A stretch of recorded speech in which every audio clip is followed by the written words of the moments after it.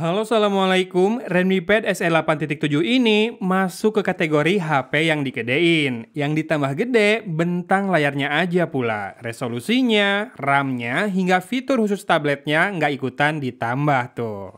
Eits, tapi jangan langsung menyimpulkan kalau ini tablet ampas ya, apalagi sampai bilang sampah. Yuk jaga lisan kita, kan memang kadang ada yang butuh gede layarnya aja. Misal butuh buat baca naskah doang kayak saya, atau kalau dipakai di bisnis, mungkin ini cocok ya.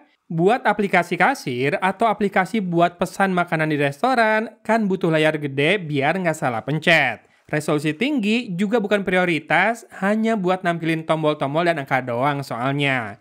Multitasking juga rasanya nggak perlu, karena cuma buka satu aplikasi saja. Yang lebih diperlukan kalau dalam bisnis yaitu harga murah biar bisa menekan biaya atau modal. Iya, brand yang jelas serta punya layanan purna jual bagus malah yang jadi nilai plus. Jadi, kalau Redmi ini dijual 1,4 jutaan dengan layar 8,7 inci yang pas, Helio G85, RAM 4 GB, dan storage 128 GB eMMC, rasanya cocok-cocok aja tuh. Kalau baterainya yang 6500-an mAh masih oke kalau kata saya karena varian yang dijual di Indonesia resmi itu cuma yang Wi-Fi only. Kalau lagi mobile, solusinya paling ya tethering dari handphone ya buat internetnya atau bawa MiFi atau modem 4G. Tapi kalau di toko kamu ada Wi-Fi, udah no problem kan jadinya? Yang jadi masalah adalah kamu mau pakainya buat apa. Kalau buat gaming berat, atau pakai iPad mini bos. Kalau buat gambar, kerja ngedit, rasanya harus spend budget lebih buat yang lebih pro. Tapi kalau cuma buat game puzzle pengusir jenuh, nonton YouTube buat selingan doang, atau maraton series, manfaatin bonus langganan gratisan, Redmi Pad SE 8.7 ini udah cukup banget. Anak saya selama mudik demen banget loh sama tablet ini. Banyak game anak yang dia install, alhamdulillah nggak pernah ngeluh soal lag. Iya, Helio G85 ini aslinya bahkan masih bakal cukup kuat buat jalanin PUBG Mobile. Dan sepengalaman saya, face unlock-nya terbilang lancar meski dilakukan di dalam ruangan.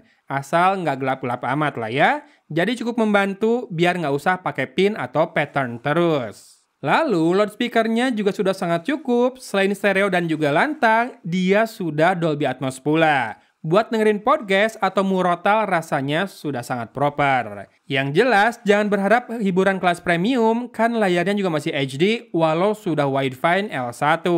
Tapi merek sebelah ada tuh yang udah Full HD, udah dual SIM 4G juga, tinggal nambah 500.000 doang. Helio G99 pula dan RAM-nya 2 kali lipat dari ini. Saya tahu kok, saya juga kan sudah unbox. Advan kan maksudnya? Ya, itu udah mulai ready lagi stoknya, jadi silakan aja kalau mau mah. Masing-masing ada perbedaan, kelebihan dan kekurangannya dengan selisih harga yang juga masuk akal.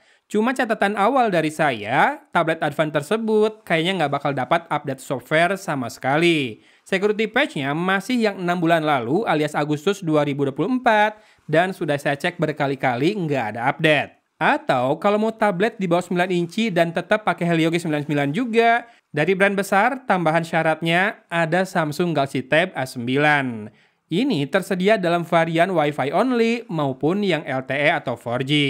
Tapi layarnya ya 11-12 lah sama Redmi Pad SE 8.7 ini. Jadinya nggak tabrakan sih kalau menurut saya. So, kalau butuh buat menekan harga semurah mungkin, yang penting bisnis kamu jalan dengan aplikasi yang bisa berjalan dengan baik, syaratnya RAM 4 GB, tablet ini bisa jadi solusi buat bisnis kamu. Atau kalau di rumah butuh satu tablet buat dipakai ramean, buat gantian kalau misalkan layar lagi dipakai atau TV lagi ditonton anak, ini juga boleh. Cuma memang harus nerimo ya, tablet ini masih berupa HP digedein layarnya aja. Fitur multitasking alias split screen juga terbatas banget cuma buat Facebook, dan fitur kids atau family juga tidak disediakan dari sananya. Jadi harus cari-cari sendiri. Kan kalau di Samsung, biasanya saya buka Samsung Kids dulu, baru tabletnya saya pinjamkan ke anak. Di situ kita bisa atur aplikasi apa saja yang bisa dibuka sama anak, dan secara otomatis ada timer 1 jam sebelum otomatis terkunci, sehingga screen time anak nggak berlebihan.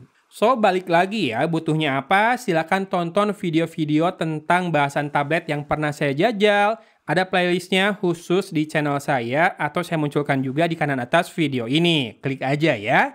Oke, bahasannya sampai sini dulu. Hatur nuhun sudah menyimak. Dari Kota Cimahi, Agun pamit undur diri. Wassalamualaikum warahmatullahi wabarakatuh.